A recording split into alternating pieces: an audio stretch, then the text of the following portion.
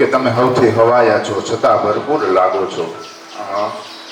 દેખાય તો કેવા કે તમે સૌથી સવાયા છો છતાં ભરપૂર લાગો છો, અને મીઠેડી મીઠ માંડો તો નયનના નૂર લાગો છો.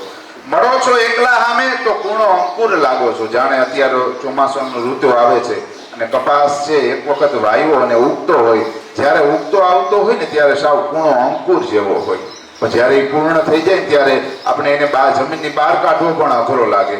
એટલે તમે સૌથી સવાયા છો છતાં ભરપૂર લાગો છો, ને મીઠેડી મીઠ માંડો તો નયનના નૂર લાગો છો.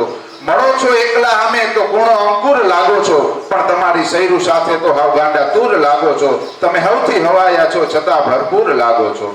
અમે નાના ઝરણ માયલા, તમે તાણી જવાના શું? જ્યારે વરસાદ પડે અને વરસાદનું પાણી ખેતરમાંથી ને શેલામાંથી ને વાયામાંથી ને ધીરે ધીરે ચાલતું થાય, એટલે એક નાનકડું સ્વરૂપ હોય કે તમે નાના ઝરણ માયલા, અમને તાણી જવાના શું? એટલે એ શેલું હેલું જતું હોય તો એમાં તાણી કેમ? આપણે તો હાથ થોડું તાણી જશે, પણ તમારા નયનના તમે સૌથી હવાયા છો છતાં ભરપૂર લાગો છો.